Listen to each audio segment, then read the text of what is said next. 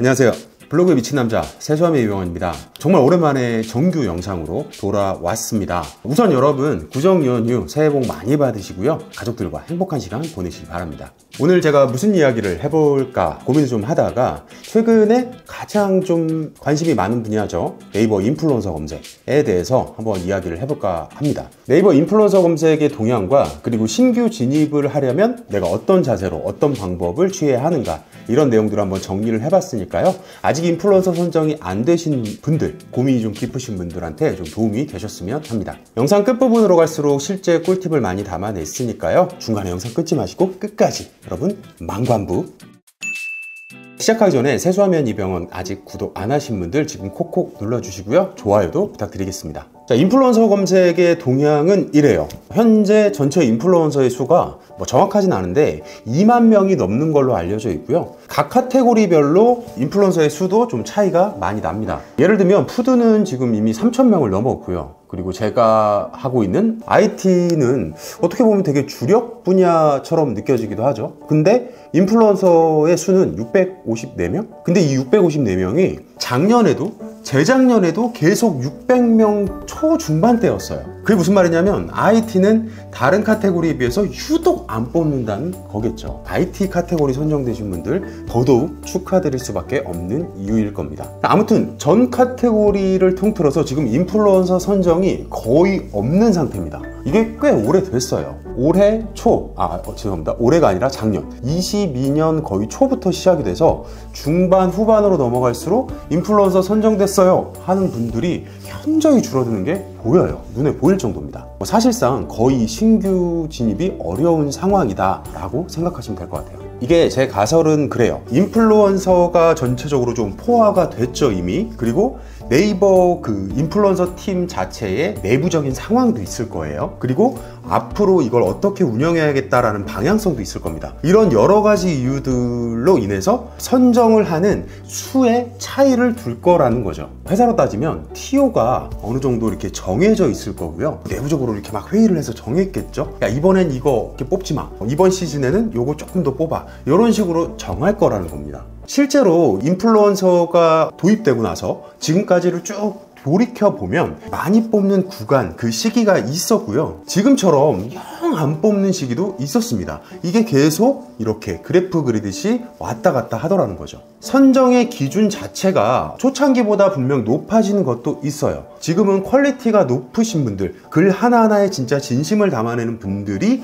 그나마 바늘구멍을 뚫고 경쟁에 성공을 하죠. 근데 내가 아무리 고퀄리티의 이 블로그로 잘 운영을 해도, 즉 높아진 기준에 부합하는 운영 방식으로 운영을 해도 지금처럼 TO 자체가 줄어든 시기, 아예 안 뽑는 시기에는 이거 사실 방법이 없다는 거죠. 아무튼 인플이 지금은 과부하 상태입니다. 막 열심히 여기저기 카테고리에서 뽑아놨는데 뽑아놓고 나니까 야, 인플이 이제 너무 많은 거야. 상위에 노출될 수 있는 이 인플루언서의 수는 정해져 있는데 각 키워드마다, 근데 그거에 비해서 인플 수는 너무 많아져 버린 거죠. 그래서 인력 풀 자체를, 이 TO 자체를 확 늘릴 때까지 사실상 존버해야 되는 그런 시기입니다. 어떻게? 그냥 존버가 아니라 양질의 컨텐츠를 발행하면서. 자, 물론 대안도 있습니다. 이 절대수 자체가 인플루언서 숫자 자체가 너무 많은 만큼 이 인플루언서 제도 자체를 저는 변경을 해야 된다고 봐요. 이게 되게 오래전부터 생각을 했었는데 왜 그렇게 안 하는지 좀 답답해요. 무슨 말이냐면 하나의 가설을 세워보는 거죠. 일정 기간 동안 활동이 아예 없는 인플루언서 분들이 있어요. 각 카테고리마다 아래쪽으로 쭉 내려서 보면 이건 뭐 선정된 이후에 아예 활동을 안 하는 인플들이 생각보다 굉장히 많더라는 거죠. 아니 누구는 열심히 해가지고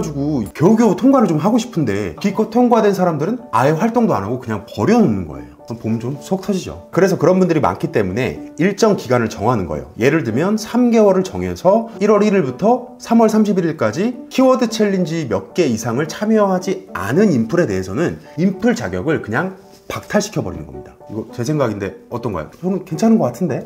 아닌가?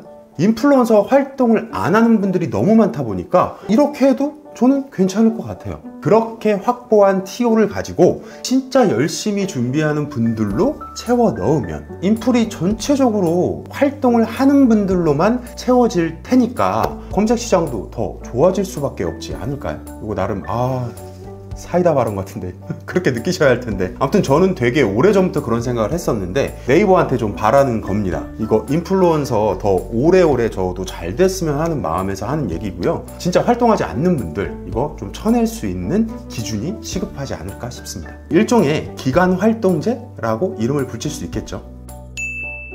자, 아무튼 기간 활동제를 도입하든 지금 방식 그대로 가면서 추가 TO를 더 만들어내든 어쨌든 지금은 존버를 해야 되는 시기다. 어떻게? 준비하면서. 인플 선정과 순위 향상에 절대적인 영향을 미치는 기준은 키워드 챌린지죠. 그래서 그 관련한 3가지 팁을 소개합니다. 참고로 이건 제가 재작년이네요. 21년에 크몽에서 인플 치트키 유료 강의에서 소개했던 핵심 개념입니다. 첫 번째, 주제를 세분화하세요. 무슨 말이냐면 제가 많은 분들을 서면 컨설팅하고 강의에서도 계속 이렇게 얼굴을 뵙고 한단 말이죠. 즉 많은 블로그를 보면 대부분 10에 9은 비슷하게 운영을 해요. 내가 예를 들면 IT를 지원을 한다. 그러면 IT 관련한 키워드를 그냥 다 때려박는 방식으로 포스팅을 해요. 물론 그 블로그 자체만 놓고 보면 나쁠 건 없어요. 하지만 인플 담당자 입장에서 한번 잠깐 생각을 해보자는 거예요.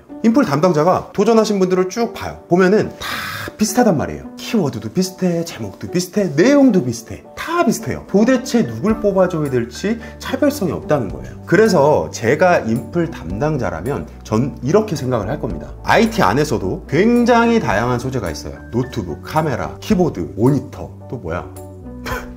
뭐 애플, 삼성, 너무너무 다양한 것들이 있잖아요. 이 다양한 것들 중에서 하나를 콕 찍는 겁니다. 나는 노트북 전문가야. 나는 카메라만 죽어라 파는 블로거야. 이렇게 그 카테고리 안에서 세부 소재를, 나의 소재를 콕 찍어서 그것만 죽어라 파는 겁니다. 요거 실제로 제가 이렇게 서면 컨설팅을 드려서 성공하신 사례가 굉장히 많아요. 2가지 사례를 좀 소개를 해보자면, 그 빡세다고 소문난 IT 쪽에서는 그런 분이 있었어요. 블로그를 살펴보다 보니까 여러 가지 아이템들 중에서도 기계식 키보드에 대한 관심이 좀 많다는 걸 제가 캐치를 했고요. 그래서 이렇게 말씀을 드렸습니다. 그 많은 소재들을 다 다양하게 다루려고 하지 마시고 어차피 키보드 쪽을 좋아하시는 것 같으니 죽어라 키보드 쪽만 파보세요. 어떤 키보드? 기계식 키보드, 게이밍 키보드. 그거에 관련된 것만 쫙 계속 연재를 하는 겁니다. 그렇게 연재를 하다가 점점 더 뭐 예를 들면 게이밍 헤드셋, 게이밍 마우스, 이렇게 영역을 조금씩 확장을 해나가는 거죠. 그래서 그분 어떻게 됐냐고요? 제가 서면 컨설팅 그렇게 해드리고 한 달 반인가? 만에 계속 낙방하셨던 분인데 그냥 바로 붙었어요. 그 빡세다던 IT 쪽에서. 그리고 캠핑 블로그를 운영하신 분인데 이분은 비교적 최근에 선정이 되신 분이고, 제가 블로그를 보면서 그런 말을 했어요. 머지않았다. 왜? 이분은 이미 본인도 모르게 컨셉을 잘 잡고 계셨어요. 캠핑인데 그냥 캠핑이나 뭐 이렇게 폭넓게 다루는 게 아니야. 1인 캠핑을 주제로 잡았고 1인 캠핑 중에서도 솔캠이라고 그러죠. 솔캠인데 여자 혼자 하는 솔캠. 이거 진짜 희소성 높지 않나요? 남성 솔캠? 사실 재미없잖아 별로. 아무튼 재밌어요. 그렇게 컨셉을 잡으셨고 그분도 제가 이거 머지않았습니다. 이렇게 조금만 다듬으세요 라고 해서 라이브 방송에서, 서면 컨설팅에서, 그리고 오프라인 강의에서도 이렇게 말씀을 드렸는데, 오프라인 강의 끝나고 일주일 뒤인가? 그랬죠. 바로 선정이 됐다고 이렇게 연락을 주셨던 긍정적인 사례가 있었습니다. 자, 첫 번째 팁, 내 카테고리 안에서 완전 세분화 소재를 잡아라. 그래서 그것만 죽어라 판다. 요거 진짜 중요합니다. 별 5개, 진짜 5개. 두 번째는 도구를 활용하는 거예요. 예를 들면 마인드맵 혹은 엑셀. 이걸 가지고 뭘 하냐면 1번에서 내가 세부 소재를 정하면 그 세부 소재와 관련된 키워드 리스트를 다 뽑으세요. 싸그리 다 뽑는 겁니다. 요거 저도 참고로 하고 있는 거고요. 아직도 키첼에서 보시면 키워드가 생각보다 굉장히 많아요. 이걸 다 내가 머릿속으로 기억하고 작성한다? 안 됩니다. 물론 그날 찾아서 할 수 있겠죠. 하지만 이런 도구를 사용해서 계획을 잡고 계획대로 진행하시는 분이 확실히 잘 돼요. 이게 계획대로 진행을 해야 1번, 3번, 뭐 5번 이 포스팅이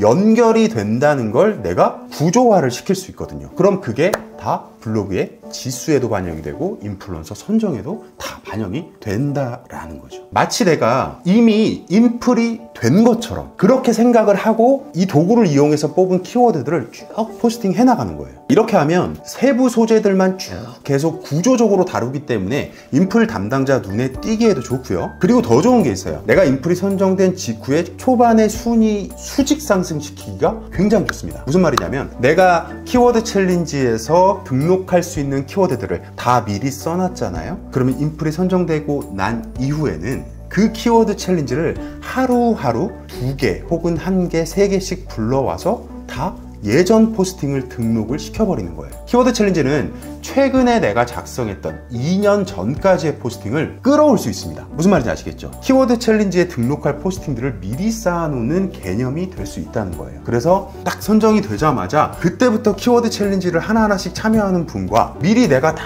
준비를 해놔서 그날 신규 포스팅 등록도 하고 기존 포스팅 불러와서 이것도 등록도 하고 이렇게 더블 스코어를 만들어 버리는 거죠. 초반부터. 이게 초반에 순위를 수직 상승시키는데 굉장히 큰 도움이 돼요. 자, 세 번째, 디자인입니다. 인플루언서는 외적으로 보이는 것도 굉장히 중요해요. 근데 이거 의외로 신경 안 쓰시는 분들 꽤 많습니다. 1번과 2번에서 잡았던 내 세부적인 진짜 나만의 차별적인 컨셉 있죠? 그 컨셉을 포스팅 내용을 보면 알 수 있게 하는 게 아니라 그냥 그 블로그에 들어가면 누가 봐도 딱 봐도 그냥 이런 블로그구나, 여성 솔캠 블로그구나, 야 요거 재밌겠다, 이런 느낌이 들 수 있게 다 바꿔야 돼요. 대신에 1, 2번을 먼저 하시고 3번부터 하려고 하지 마세요. 3번은 제일 마지막에. 정작 중요한 글은 없고 그냥 막 대문부터 꾸미는, 이거는 순서가 좀 바뀐 거라고 볼 수 있겠죠. 자, 이렇게 3가지 방법, 지금 당장 실천하실 수 있는 3가지 방법에 대해서 소개를 했고요. 그 외에도 물론 다양한 방법들이 있는데 오늘은 요 키포인트 3가지만 소개를 드렸습니다.